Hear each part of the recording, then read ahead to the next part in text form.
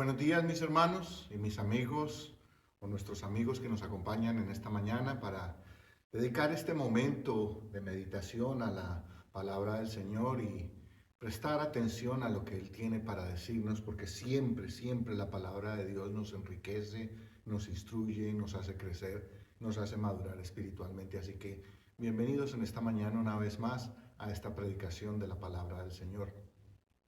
Y fue a temprana edad, sentado junto a mi abuelo, aprendiendo los números, que escuché por primera vez la palabra infinito. Cuando le pregunté a mi abuelo qué significaba que los números eran infinitos, él se limitó a decir que no tenían fin. Para mí fue suficiente en aquel momento, pero solo fue cuando entré a la clase de religión que escuché a mi maestra decir que Dios era eterno. A mí me pareció que entonces Dios era algo así como los números, que no tenía fin. Pero surgía en mi mente una pregunta: ¿tenía Dios un comienzo al igual que los números? Cuando empecé mi curso de catequesis para hacer la primera comunión, algunos años después de esta que les acabo de mencionar, mi maestro, que era un joven seminarista, trató de explicarme lo mejor que pudo que Dios no tenía ni comienzo ni final, y que a eso se refería la Biblia cuando decía que Dios es eterno. Desde aquel momento hasta hoy han pasado más o menos unos 42 años y todavía sigo aceptando la misma explicación. Y no es por falta de búsqueda de la respuesta, es que he llegado finalmente a entender que la mente humana, en su presente estado, en este estado material, temporal y además caída por el pecado, no puede explicar totalmente a qué nos referimos cuando hablamos de eternidad. Yo sé que yo no sé cuál será el concepto que usted tenga de lo que significa que Dios es eterno, pero sí creo que todos en un momento u otro hemos lidiado con el concepto de eternidad cuando nos referimos a Dios. Lo cierto es que términos como omnipotencia, omnisciencia, omnipresencia, siempre los hemos relacionado con Dios, y hasta cierto punto esos términos son un poco más comprensibles o entendibles para nosotros. Pero con el atributo de la eternidad de Dios, ese es mucho más de lo que realmente nosotros podemos comprender. Por eso, antes de que esto se me vuelva un discurso filosófico bastante abstracto, es mejor partir de que para nosotros los creyentes el hecho de que Dios es eterno lo aceptamos como una declaración de fe. Después de caminar un tiempo con Dios, los creyentes empezamos con mayor facilidad a aceptar que tenemos muchas limitaciones para comprender todo lo que la Biblia nos dice acerca de Dios. Y por eso es tan necesaria la fe, que nos permite aceptar lo que nuestra mente no puede explicar, pero que es verdad. Por eso uno de los versos que se convirtió en favorito para mí es Deuteronomio 29:29. Dice: las cosas secretas pertenecen a Jehová nuestro Dios, mas las reveladas son para nosotros y para nuestros hijos para siempre, para que cumplamos todas las palabras de esta ley. En el libro de Job encontramos en los capítulos 38 al 41 que finalmente Dios decide revelarse a Job, y empieza por decirle en el capítulo 38, el verso 3, lo siguiente. Mire, lo voy a leer. Dice: ahora ciñe como varón tus lomos, yo te preguntaré y tú me contestarás. Job ha venido quejándose y haciendo una serie de discursos junto con sus amigos de por qué sufre el hombre. Y Job llega a ciertas conclusiones, y en el capítulo 38 Dios decide romper ese silencio que ha habido durante todos esos otros 37 capítulos y le dice: está bien, ahora entonces párate como un varón. Básicamente es lo que sí significa ceñirse: amárrate los pantalones, yo te preguntaré y tú me contestarás. Lo dice Dios de cierta forma sarcástica, porque Job creía saber mucho acerca de Dios. Pero después de una gran cantidad de preguntas que abarcan, como mencioné, 4 capítulos, el 38 hasta el 42, Job se atreve a responder en el capítulo 42, en el verso 3. Y mire lo que Job responde después de que Dios le ha hecho una gran cantidad de preguntas. Dice: ¿quién es el que oscurece el consejo sin entendimiento? Por tanto, yo hablaba lo que no entendía, cosas demasiado maravillosas para mí que yo no comprendía. Oye, te ruego y hablaré, te preguntaré y tú me enseñarás. Solo Dios nos puede enseñar aquellas cosas que son demasiado maravillosas y sublimes para poderlas comprender con esta mente finita que nosotros tenemos. La fe en realidad es el único catalizador que nos permite en cierta medida aprender acerca de Dios, pero sobre todo aceptar aquello que no logramos comprender todavía. Por eso es que lo quiero invitar a que abramos nuestras Biblias en esta mañana en el Evangelio de Juan, el capítulo 8, los versos 52, y vamos a estar mirando hasta el 59 para terminar hoy finalmente el capítulo 8, que nos ha tomado varios sermones. Y quiero rogarle que prestemos mucha atención a lo que el Señor en esta mañana o hoy nos quiere decir, porque especialmente hoy tendremos que lidiar con el asunto de la superioridad de Cristo sobre Abraham y la revelación de Jesús como el eterno yo soy. De ahí que la introducción mencionaba estas palabras, la eternidad. En este pasaje vamos a encontrar básicamente tres afirmaciones que hace Jesús. Las vamos a explorar una a una. Primero, que Él es mayor que Abraham. Segundo, que Jesús conoce y guarda la palabra del Padre. Y tercero, que Jesús es el Dios eterno. Así que mi hermano, lo invito para que abra su Biblia, ya la tiene abierta. Entonces procedamos a leer en el verso 52, dice: entonces los judíos le dijeron: ahora conocemos que tienes demonio. Abraham murió y los profetas, y tú dices: el que guarda mi palabra nunca sufrirá muerte. Y le hacen una pregunta: ¿eres tú acaso mayor que nuestro padre Abraham, el cual murió? Y los profetas murieron. ¿Quién te haces a ti mismo? Entonces, lo primero que vamos a resaltar en este texto, en esta porción del texto, es que definitivamente Jesús es mayor que Abraham.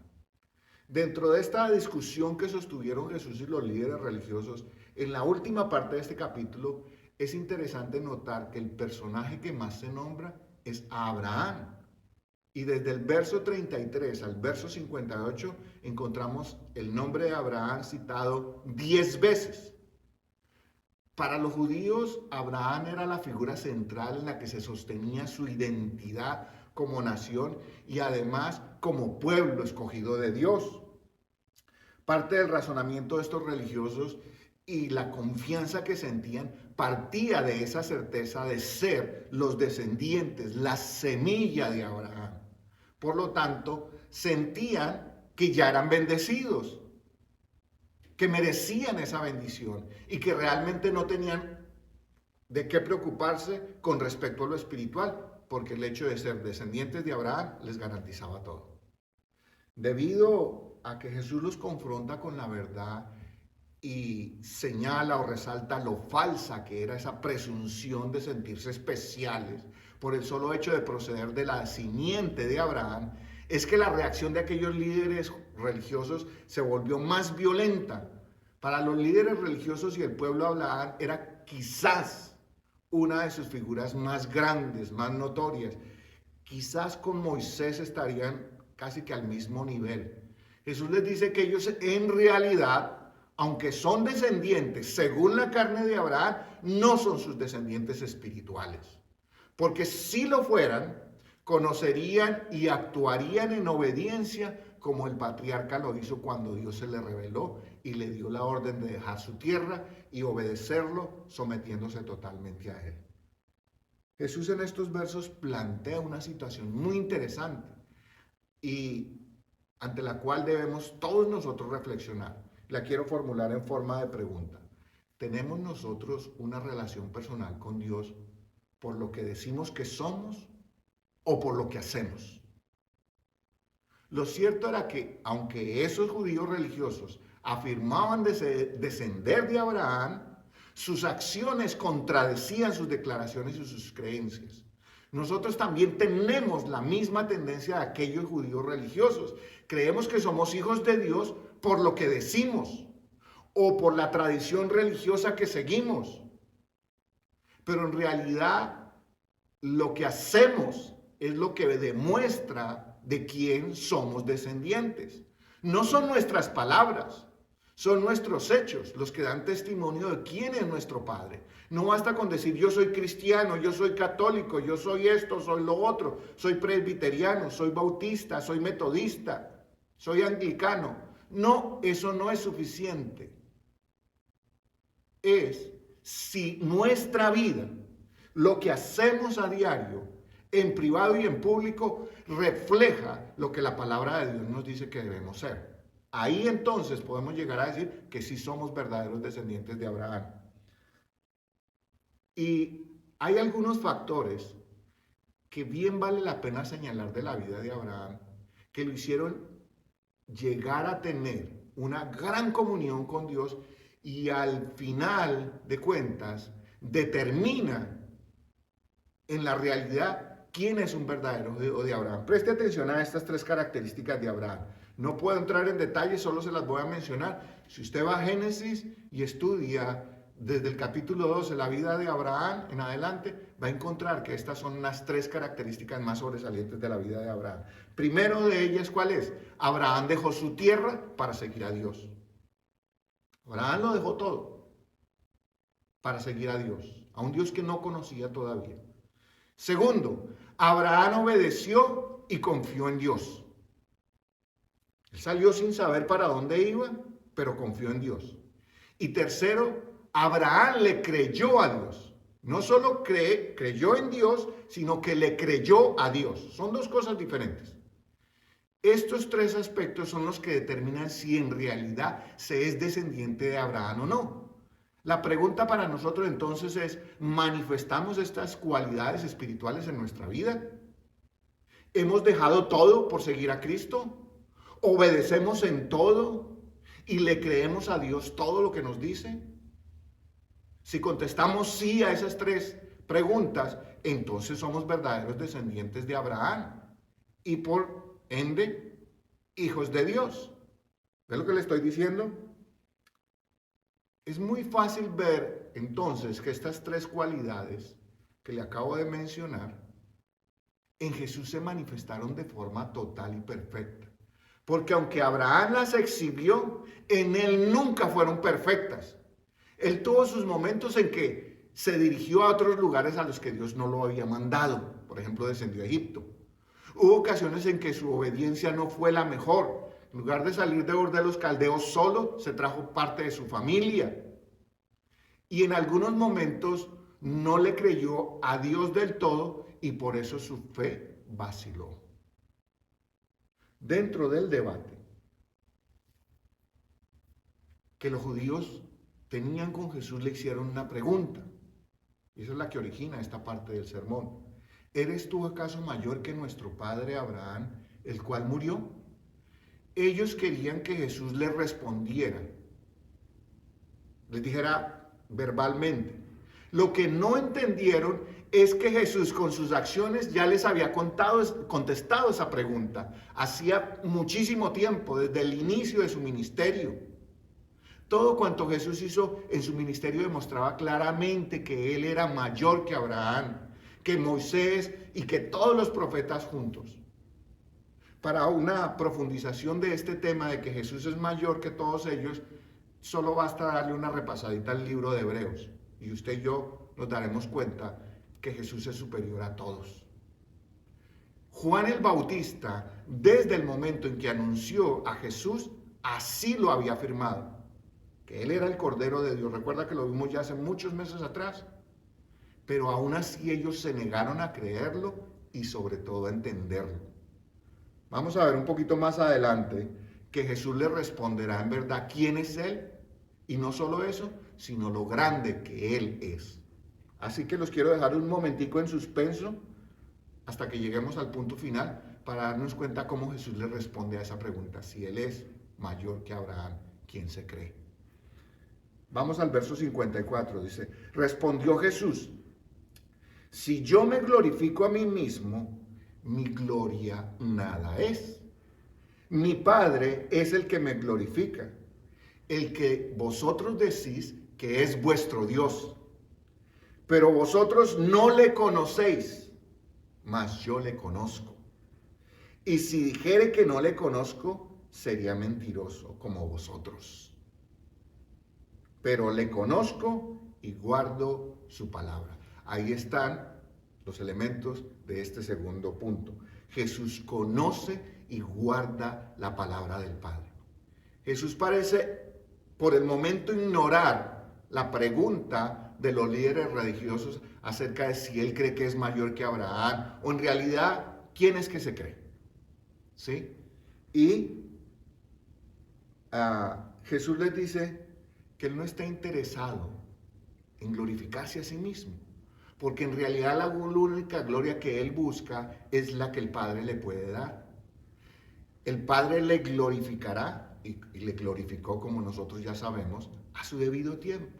Jesús sabía, y nosotros también debemos saberlo, que la única gloria que verdaderamente nos debe importar y que permanece es la de Dios, la gloria que Dios nos dé. La gloria de los hombres es pasajera y realmente no sirve sino para envanecernos y poner tropiezo a nuestras vidas. Aquí en estos versos encontramos la primera de las declaraciones sorprendentes que Jesús hace en este pasaje. Pero vosotros no le conocéis, mas yo le conozco. Los líderes judíos no solo se jactaban de ser descendientes de Abraham, sino que se apoyaban en esa declaración para decir que conocían a Dios porque Él era su Padre. Jesús les dice que no, que ellos ni siquiera lo conocen y que son mentirosos, porque si en realidad lo conocieran, como Jesús conocía al Padre, ellos también guardarían su palabra como Él lo hace. Jesús establece aquí una verdad eterna. Solo Él y solo Él verdaderamente conoce en toda su magnificencia e intimidad al Padre. Nadie más puede llegar a conocer a Dios como lo ha hecho Jesús. Y esto es muy importante, lo que les estoy diciendo en este momento es muy importante. Nadie puede llegar a conocer al Padre como lo conoce Jesús. ¿Por qué? Porque significa que la única manera verdadera de nosotros poder conocer al Padre es por medio de Jesús. Aquí no hay santos, aquí no hay nada, hermano. Nada más que pueda llevarnos a ese conocimiento de Dios. Nadie más puede interceder por nosotros, ni los muertos, ni los santos, ni los beatos, ni las vírgenes, ni nada, hermano. Solo Cristo. Cada uno de nosotros podemos imaginarnos cómo será Dios. De hecho, pregúntese usted en este momento, ¿cómo se imagina usted a Dios? Y si hay algunos alrededor, en un momento más tarde, después del sermón, pueden hacerse esa pregunta. ¿Cómo te imaginas tú a Dios? Y va a ver que todos tenemos un concepto preconcebido de Dios. Y mucho de ese concepto se desprende de las tradiciones religiosas y sobre todo del arte religioso. Nos imaginamos a Dios como un anciano, blanco, de cabello blanco, de ojos azules y todo ese tipo de cosas. Pregúntese de dónde viene esa imagen. ¿Por qué la tenemos? Porque todo eso que nos imaginamos de cómo es Dios es subjetivo y es puras o meras conjeturas humanas. Pero es solo en Cristo que obtendremos un retrato espiritual exacto de cómo es Dios, porque Dios es espíritu. Lo demás es invento de nosotros. Para los hombres era imposible conocer a Dios, pero Jesús vino para hacer lo imposible posible. Quien conoce a Jesús, conoce al Padre. Y la manera más práctica de conocer a Jesús es guardar su palabra. ¿Ve por qué hemos hecho énfasis todos estos últimos sermones en creer, permanecer, guardar, que son palabras claves en el Evangelio de Juan? Cada uno de nosotros, como creyentes, tenemos la ineludible responsabilidad de día a día desarrollar una comunión más estrecha con Jesús. Y esto se logra ¿cómo? Conociendo, es decir, escudriñando su palabra, leyendo su palabra y guardando, es decir, aplicándola a cada área de nuestras vidas. Así vivió Jesús y así debemos vivir nosotros. Nosotros no necesitamos decir que somos cristianos de tal o cual denominación o que pertenecemos a cierta organización religiosa. Todo lo que nosotros necesitamos es vivir como hijos de Dios que conocen a su Padre y guardan su palabra. Charles Spurgeon, el famoso predicador inglés, dice lo siguiente: un buen perfume no necesita ser anunciado, usted lo percibe inmediatamente. Así es la santidad. Usted y yo no necesitamos decir que somos cristianos. Por nuestras acciones, la gente sabrá si somos o no somos. Cualquiera que vea a Jesús, o cualquiera que veía a Jesús, podría sin duda darse cuenta quién era Él y de dónde provenía. Todo en la vida de Jesús refleja la excelsa gloria de Dios.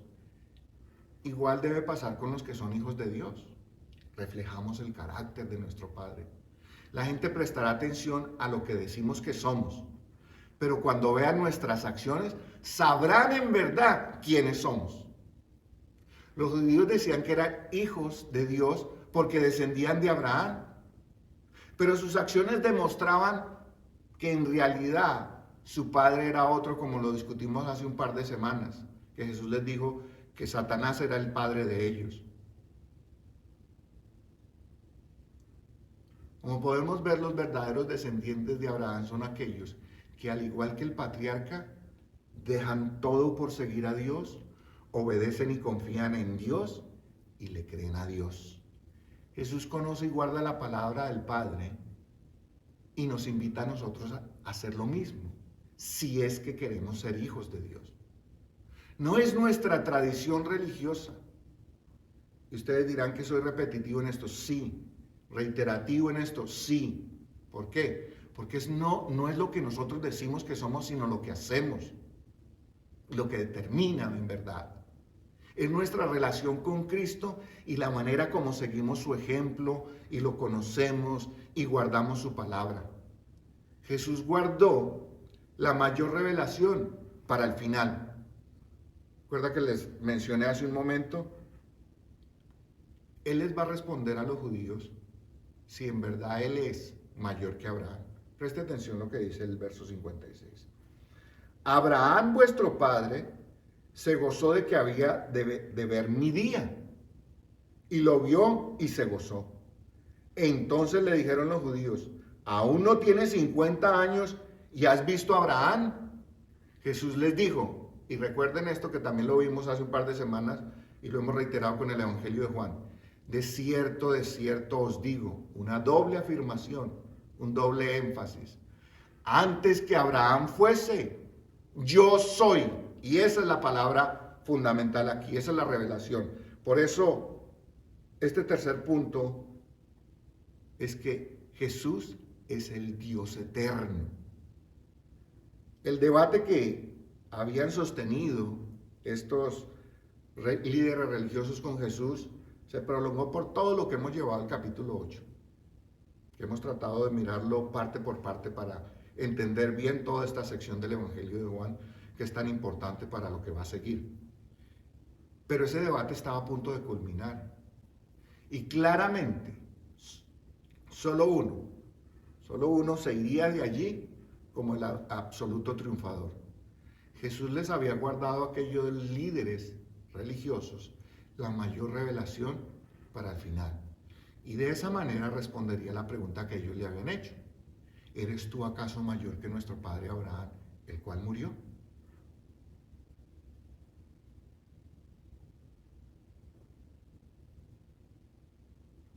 Aquellos judíos,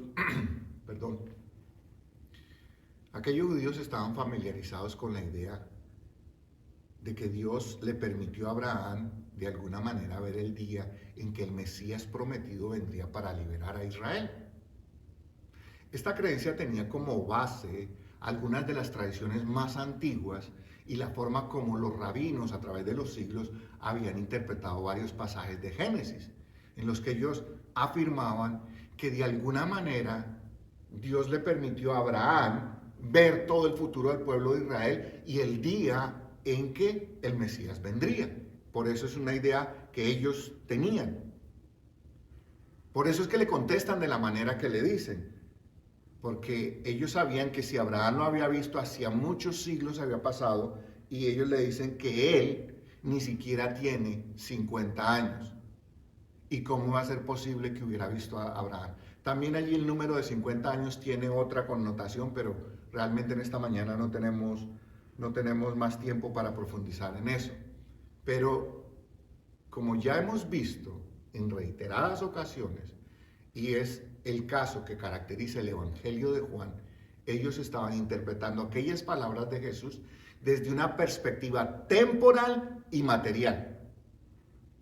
Jesús, para sacarlos de una vez por todas de esa condición, procede a hacer una declaración que ellos entenderían claramente. Antes que Abraham fuese, yo soy. ¿Qué fue lo que Jesús afirmó con ese yo soy? Lo que Jesús afirmó es que Él era el eterno Dios, que además Él había existido siempre y por eso era más grande que Abraham, que Isaac, que Jacob, que Moisés y todos los profetas juntos. Jesús les dijo, en otras palabras, no les dijo que era infinito, les dijo, soy eterno, he existido siempre y siempre existiré. El gran yo soy es la manera como Dios se identificó en el Antiguo Testamento. Así se identificó por primera vez delante de Moisés, el gran yo soy. Y Jesús ahora, frente a aquellos líderes religiosos, les dice, he aquí, yo soy el Dios eterno. Todo eso era lo que implicaba que Jesús dijera el Dios eterno. Cuando Jesús dijo, yo soy, estaba haciendo una doble declaración que es prácticamente imposible de entender con nuestra mente finita. Quisiera poder poner esta afirmación de Jesús en términos más sencillos, pero desafortunadamente ni mi mente, ni la mente de ningún hombre podrá poner en palabras sencillas toda la profundidad de lo que significa que Jesús es Dios y que es eterno. Y a esto era que me refería en la introducción, que uno de esos conceptos de Dios que aprendemos a aceptar por fe. Póngase a pensar en esto, mi hermano. Jesús dice que Él es eterno y que además Él es Dios. ¿Usted cree que es un concepto fácil de poner en palabras sencillas? No, de ninguna manera. Pero quizás nos sirva ver cuál fue la actitud de Abraham ante la manifestación de Dios en su vida para que podamos quizás comprender un poco mejor lo que Jesús quiso decir. Y por eso no es en vano ni es casualidad que el nombre de Abraham esté en medio de esta circunstancia en el debate entre Jesús y los líderes religiosos de Israel. Preste atención a esto. Abraham conoció, el Señor se le reveló a Abraham cuando Abraham tenía 75 años. Abraham muere de 175 años. O sea que él caminó con Dios desde el momento que lo llamó de Ur de los Caldeos hasta el momento en que entregó su vida, que fue sepultado, caminó Abraham con Dios 100 años. 100 años. Y desde el momento en que Dios se le revela a Abraham empieza una jornada espiritual en la que cada día el conocimiento que Abraham tenía de Dios se iba aumentando. Pero mire esto, pasaron más de 38 años desde el momento en que Abraham escuchó la voz de Dios que le dijo que saliera de su tierra, de Ur de los Caldeos, hasta que finalmente Abraham pudo aceptar por fe lo que Dios estaba tratando de decirle y hacer con él. ¿Cuándo entiende Abraham eso? Después de 38, 39 años quizás. Cuando le pidió que sacrificara a su único hijo Isaac en el monte Moriah. Mire todo el tiempo que pasó caminando, pasando por circunstancias. Aquí en la iglesia hicimos hace un tiempo un estudio que se llama precisamente eso, la jornada de fe de Abraham. No por nada la Biblia lo llama el padre de la fe. Entonces, ¿qué es lo que quiero decir con todo esto? Que se necesita de una profunda relación con Dios para poder aceptar por fe aquello que nuestra mente no alcanza a comprender. En esta vida hay muchas cosas, y en especial las espirituales, que son conceptos que no alcanzamos a asimilar o a entender en toda su plenitud o completamente. Pensemos por un momento, un Dios que pudiera ser explicado completamente con nuestras mentes finitas, ¿qué clase de Dios sería? ¿Sería un ídolo? ¿Sería un invento de nuestras mentes? ¿Por qué? Porque Dios es eterno y se encarnó en Cristo. Esos son conceptos que nosotros tratamos de entender, pero que no podemos comprender completamente. Llegará un día que lo lograremos. Ni Abraham, ni ningún otro ser humano, incluidos los líderes religiosos de Israel, y nosotros también estamos incluidos ahí, podríamos comprender en su totalidad lo que Jesús expresó cuando dijo, yo soy. Esta es una revelación que por más que tratemos de entenderla y explicarla, no podremos llegar a hacerlo. Por eso hay que creerla. Y mire, mi hermano y mi amigo que me escuchen esta mañana, en ningún momento estoy tratando, como se dice en el béisbol, de lanzarle una curva para distraerlo, desviar la conversación. Lo que estoy tratando de hacer en esta mañana es confesando públicamente delante de usted mi propia incapacidad como hombre de poder entender completamente a Dios y de poder expresárselo a usted de la misma manera. Al igual que Abraham y todos los creyentes que hemos caminado de la mano de Dios por muchos años, he aprendido a lo largo de los años que el conocimiento de Dios es demasiado sublime y además es infinito, para que una mente mortal y pecadora como la mía lo pueda entender. Por eso es por lo que el argumento de Jesús tiene tanto valor y sentido cuando les dijo, si ustedes en verdad fueran descendientes de Abraham, me conocerían. Entender que Jesús es Dios y que es eterno no es una declaración para debatir, es una declaración para creer. La Biblia dice en Génesis 15:6, refiriéndose a Abraham, y creyó a Jehová y le fue contado por justicia. Eso es lo que nosotros hacemos. Lo que mejor podemos hacer, ayudados por el Espíritu Santo, aceptar aquello que nuestra mente no comprende y creerlo porque es verdad de Dios. ¿Sabe cómo termina este capítulo? Mire esto. Verso 59, y en esta ocasión el verso 59 lo tomé de la versión de la Nueva Traducción Viviente, no de la Reina Valera como los otros pasajes, pero este sí de la Nueva Traducción Viviente porque dice de esta manera y es mucho más claro.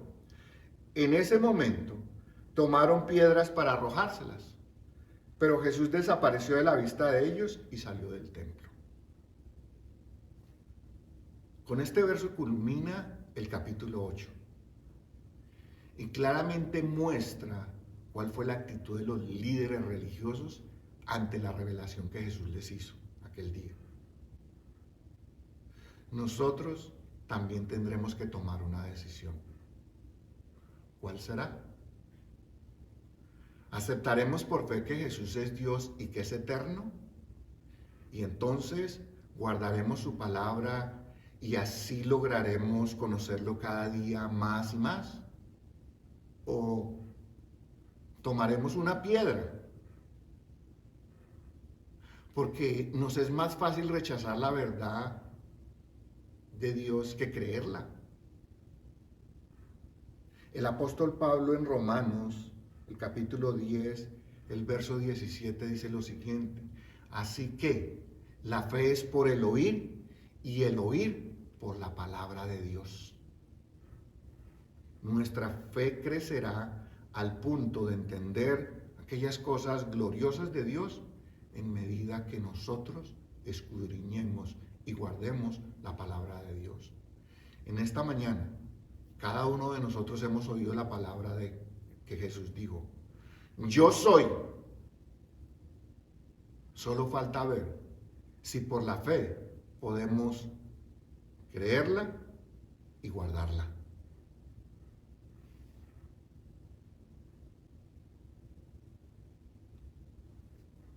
Hace un tiempo atrás, cuando murió el expresidente de los Estados Unidos, George Bush, padre, en los pensamientos que dieron algunas de las personas que estaban allí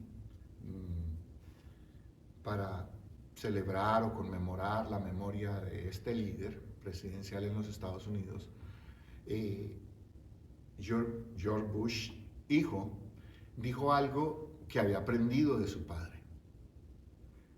Y lo que dijo es que él le había enseñado que desde muy pequeño su mamá le había dicho a él que en la vida y en la Biblia solo había lugar para un yo soy. Y dice, de ahí aprendió que en la vida debemos ser humildes, porque no hay lugar sino para un solo yo soy, y ese es Dios. Ahí donde está mi hermano y mi amigo, le pido que en esta mañana incline su rostro y vamos a orar. Amado Dios, en esta mañana nos acercamos a ti con reverencia y en adoración, porque reconocemos que tú eres demasiado grande y sublime para que nuestra mente finita lo pueda comprender. Por eso es por lo que estamos agradecidos de que te hayas encarnado en Cristo y así nos permitas con humildad aceptar por fe lo que nuestra mente no puede comprender o explicar. Al igual que aquel hombre desesperado exclamó delante de Jesús: ayuda a mi incredulidad, nosotros pedimos también que nos ayudes a creer. Pedimos que tu Espíritu Santo no solo nos ayude a creer en ti como el Dios eterno, sino que también nos ayude a conocerte cada día más y más y podamos guardar tu palabra. En tu nombre, Jesús, oramos y damos gracias.